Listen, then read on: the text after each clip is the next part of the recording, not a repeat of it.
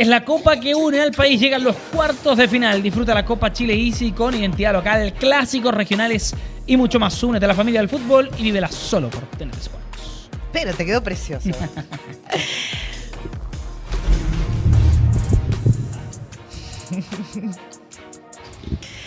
Recibimos en esta tarde a Sebastián Núñez, que es el presidente de ASIFUCH, la Asociación de Investigadores del Fútbol Chileno, porque hoy, 31 de mayo, se están cumpliendo 90 años de la fundación de la Liga Profesional. Bienvenido, Sebastián, un gusto.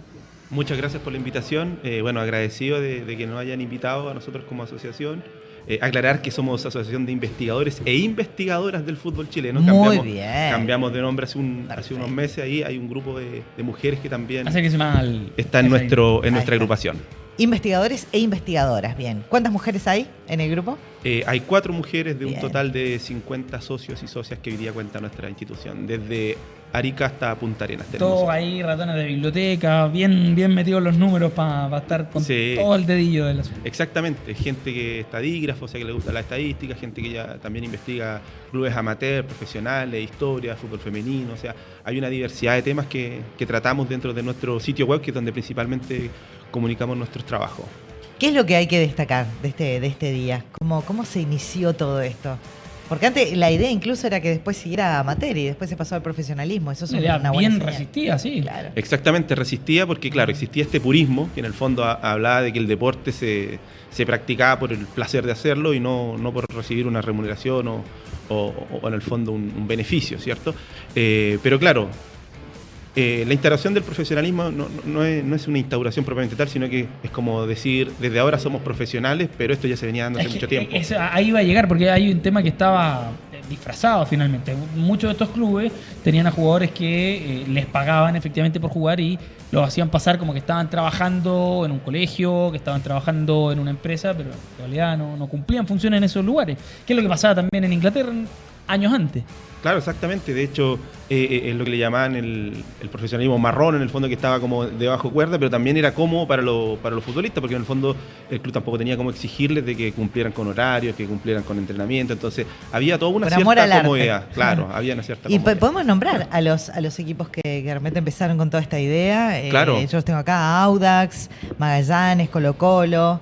Green Cross, que después pasó a ser... Después pasó a ser Green Cross Temuco, después Deportes Temuco. Temuco, claro, está fusionado ahí, hay una pelea ahí si este es continuador o no, pero bueno, quizás... Morning Star, Santiago Unión Deportiva Española, Santiago National, y me queda uno, Badminton. Claro, Badminton. Que después se fue a Curicó, desapareció, y Santiago National también entró en receso. Claro, porque muchos dicen Morning Star y Santiago National eran los que formaron después de Santiago Morning, y porque Santiago Morning era con Morning Star, pero con Santiago. Con el Club Santiago, claro, de 1903, claro, que se fundó en el Liceo Santiago, hoy día Valentín Letelier, ahí en el barrio de Recoleta. Sí, estos equipos que vendrían siendo los rebeldes en esta causa, porque había equipos que también estaban en las competencias, pero que se resistían a esto, y ellos fueron los que dijeron, ¿saben qué más? Vamos a profesionalizar. Vamos. Claro. Era básicamente los clubes proceso? grandes. Eran eso. O sea, ellos necesitaban mayores recursos para mantener estos planteles que en el fondo les salían caros. Y claro, llegó un momento en que se hizo insostenible participar con otros clubes más pequeños. La entrada y el dinero que ingresaba no hacía sostenible.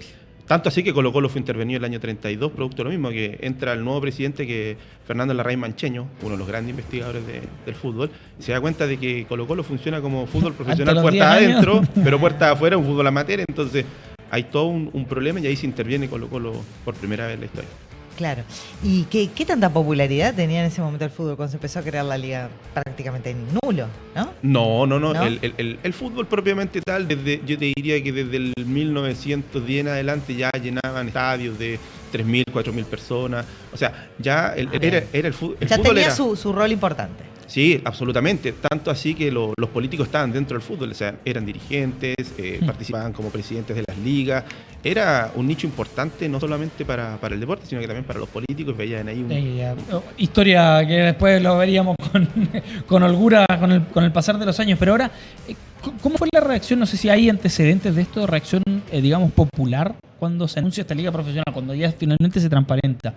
Porque esta resistencia puede decir, no, mira, ¿sabes qué? Esto lo vamos a dejar como el deporte, por el culto al físico y a los valores del deporte, pasar a esta actividad remunerada, no sé si societariamente cómo se vio. Si hay Hacer alguna contratos, tónica, todo eso. claro. Sí, no, claro, la sociedad reacciona y claro que se arman dos bandos, los que están por purismo y los que están directamente por el fútbol profesional, en el fondo de transparentarlo, de que en el fondo esto ya es algo que estaba sucediendo y que simplemente había que ponerle un nombre, había que ponerle límites y había también que proteger a los jugadores porque muchas veces se lesionaban, tenían problemas y no había que los protegiera. De hecho, además que este profesionalismo tampoco es algo como lo vemos hoy en día, o sea, esas lucas que le entregaban a los jugadores tampoco lo alcanzaba para vivir. Pensemos que, solo por ponerte un ejemplo, los mundialistas del 62 la mayoría trabajaban o estudiaban después del mundial, o sea, ni en esa época se dedicaban exclusivamente al fútbol, porque no da, o sea, hoy en día, claro, tú tienes jugadores en la Universidad de Chile, en Colo-Colo, que están recién partiendo y ya se mantienen con el sueldo que le entrega el profesionalismo, pero en esa época no fue así, y nunca fue así.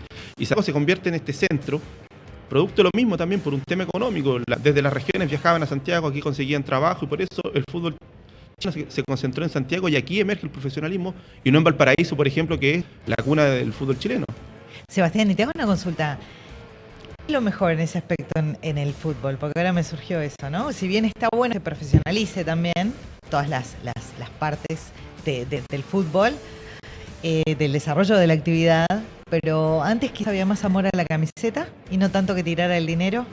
Claro, se rompe ese esquema y también se hablaba de eso, de que, y bueno, se acusaba también de que los que recibían dinero dejaban de ser caballeros del deporte, entonces era fuerte, una crítica social fuerte a estas personas. De hecho, hay un caso súper llamativo que ocurrió en el año 13, Roy Leder era un jugador de Santiago Wanderers, de hecho había sido arquero de la selección nacional, y a él lo acusan de ser profesional boxeador, de recibir dinero como boxeador, y lo suspenden en la Liga de Valparaíso y no le permiten ningún otro lado. No. Fútbol, entonces... Por ser boxeador profesional. Claro, y él dice que recibió dinero, que obviamente le llegó un premio. Pero además de en otra actividad. No, pero para que vean el purismo que había en el deporte. Increíble. Es como, ¿sabe qué? Usted no puede jugar fútbol, pudimos en un campeonato de tenis. No, Si sos deportista no podés recibir plata en ese momento. Exactamente, sí, a ese nivel del purismo llegaba y claro, y eso venía desde el Sportman, del británico, que estaban en Valparaíso, que fueron los que fundaron el fútbol allá y que tenían una mayor potencia, no acá en Santiago, pero allá en Valparaíso ellos comandaban el fútbol y ellos traspasaron el purismo en circunstancias de que el profesionalismo de Terra empezó en 1885, o sea, cuando también el con la fútbol misma llega acá. discusión. Claro, exactamente. ¿Y el sindicato de futbolistas cuándo se empieza a crear? O sea, ¿ya con el profesionalismo o Sí, cuando empieza a ingresar el dinero, digamos? Parten, Ajá. pero no se materializa hasta los años 60. O sea, hubieron varios intentos, de hecho, fueron castigados algunos jugadores producto de querer sindicalizarse. Y claro, pero insisto, no eran del todo profesional, era un semiprofesionalismo que se mantuvo hace mucho tiempo. Claro, hay razones políticas entre medio también con la prohibición del Partido Comunista entre medio en Chile, con estas ideas que son sindicales más radicales de izquierda para con todo esto hay que ver también el contexto de cómo se podía avanzar en esa lucha, digamos. Claro, es llamativo porque en el fondo, claro, estos espacios de la sociedad civil, claro, baten también o en el fondo entran a competir con los sindicatos. Clubes en el fondo eran masas sociales grandes que tomaban decisiones en conjunto y claro, los sindicatos los veían de esa forma. De hecho, tanto así que tanto en Valparaíso, en Santiago, se forman las famosas asociaciones comerciales, donde participan las casas comerciales y donde el patrón, en el fondo, el dueño, en el fondo pone su marca también, que es el nombre de su empresa, y además, de alguna manera, controla el sindicato, porque él es el que le comiseta, el que paga las TAM, y después empiezan a traer, y ahí es donde, es como el profesionalismo, al menos aquí en Santiago, empiezan a traer jugadores, donde él le ofrece trabajo a la casa comercial, y además le va a generar prestigio, porque le va a permitir ganar esa liga comercial. La de Santiago empezó el año 14, como para que se den una idea, y en Valparaíso, el año 8, ya habían casas comerciales inglesas que tenían sus equipos de fútbol, o sea... Y mencionaste el Mundial del 62, ayer justo hablamos de eso acá en el Pulso porque se cumplió 60 años del 61 para ser exacta, de lo que fue el inicio, ¿no? La inauguración de ese Mundial. ¿Cuáles eran las figuras de ese momento cuando se estaba creando todo esto, ¿no? El Mundial, el profesionalismo, o sea, como que se estaba dando junto el desarrollo del fútbol aquí en Chile. En ese momento, ¿quiénes eran las figuras más destacadas? Mira, piensa tú, el Mundial del año 30, que se jugó en Uruguay, fue en la época amateur. Eso fue bien amateur. Bien amateur, porque el 31 empezó la Liga Profesional en Argentina, el 32 en Uruguay. si no me equivoco, Brasil el 38 y Chile el 33. O sea, los clubes participaron al menos los sudamericanos eran todos amateurs. Y en Brasil tenían otros temas también que no dejaban jugar a los negros. Por eso a Fluminense le decían el povo de arroz, porque había jugadores que se pintaban la piel más blanca para que los permitieran jugar. Aquí vemos 4 equipos que se han mantenido: Audax, Magallanes, Colo-Colo y la Unión Española. El resto de los equipos, y el Morning Star, que en el fondo es fusión del... Claro, y con Santiago Morning, que está hoy en el ascenso. Pero claro, ahí hay una pregunta: ¿quiénes eran las grandes figuras de esta liga? Es que claro, es que se van transformando, porque en el 30, que eran las grandes, se pasan al profesionalismo la gran mayoría, porque en el fondo esto es una continuación. O sea, el campeonato de la 32, que si bien es cierto no termina porque se cae esa tribuna del estadio Llano, ese 8 de diciembre trágico, donde se cae una tribuna, mueren 3 personas, que se termina de manera abrupta, se termina el campeonato del año 32 y el año siguiente ya empieza el profesionalismo. Claro, eran las principales de los clubes Colo-Colo, Audax, y ellos concentraban. Por ejemplo, el año 33 la gran figura era el chorero Avendaño, que uno de los José Avendaño, que lo traen de hecho, y eso también te da cuenta de cómo estos juegos se traían a los jugadores de regiones. No había manera de competir con los clubes de Santiago, le ofrecían dinero, le ofrecían trabajo. Entonces las figuras se empezaron a concentrar aquí.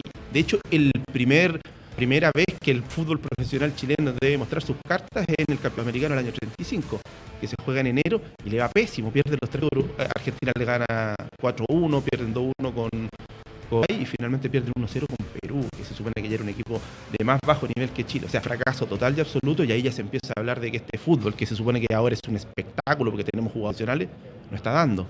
Ahora, me imagino que el Mundial, la organización mundial que sea en Chile, también ayudó al crecimiento y al desarrollo de este profesionalismo, ¿verdad? Totalmente, o sea, nos saca un poco de este semiprofesionalismo que tenemos en los años 60. Siempre se habló de que Chile no era un país futbolizado en los años 60. Por eso, la gente como que entender un poco más y empezó a involucrarse también en todo lo que es el fútbol, equipos y cómo se... Y que podíamos ganar si antes no habíamos ganado nada. Pues, imagínate, habíamos tenido los vicecampeonatos del 55-56 y después ya hay 2 con este tercer lugar, pero nadie creía en el equipo, nadie creía que íbamos a salir tercero del mundo. Entonces, el profesionalismo que partió en el año 33 no era el espectáculo de la gente, porque también tiene expectativas. O sea, dice, ya, ok, profesionalicémoslo, pero queremos ver calidad de fútbol. Y el año 35 le fue pésimo. Y ahí viene otro antecedente, porque el 35, los clubes amateurs se enojan muchísimo porque esa selección chilena es de puros jugadores profesionales, de Magallanes, de Audi, de Colo-Colo, y los amateurs quedaron todos fuera. Entonces ellos van y dicen, vamos a hacer el primer campeonato amateur nacional, a nivel nacional del fútbol amateur.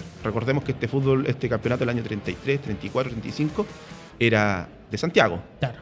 Todos ganados por Magallanes, además. Todos ganados los 3, el tricampeonato Magallanes. Entonces el fútbol amateur hace un campeonato nacional histórico que trae jugadores desde Iquique hasta Osorno y arma un campeonato nacional aquí en Santiago que se juega. Espectacular. Bueno, lo pierde la U en la final con Iquique, con San Enrique, que era una salitera que tenía un equipo allá, que manda, porque eran los campeones de cada asociación a nivel nacional.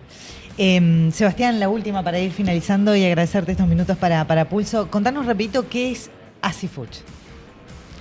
ASIFUCH es un grupo de personas que pretende rescatar el patrimonio del fútbol nacional en todas sus dimensiones.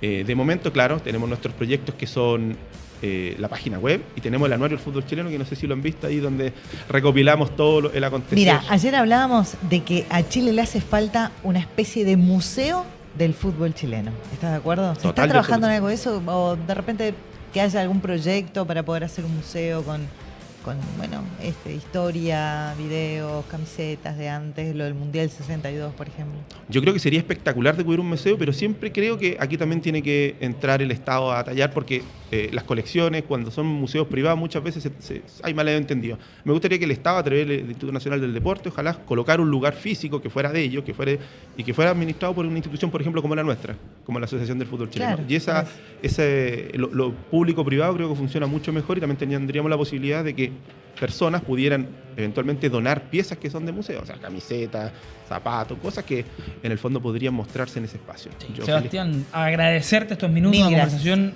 interesantísima, además de los inicios del Campeonato Nacional, así que gracias por estar acá con nosotros, por estar en Pulso, y para algún otro hecho histórico seguro vamos a estar aquí. Sí, me quería tomar un segundo para saludar a don Edgardo Marín, historiador. Qué grande. Nuestro socio honorario, que hoy día está de cumpleaños, cumple 80 años, justamente el día en que se nació el profesionalismo. Así que él, mandarle un saludo para un gran profesional de la historia del fútbol chileno. Perfecto, muchísimas gracias. Nos sumamos al saludo también. Gracias.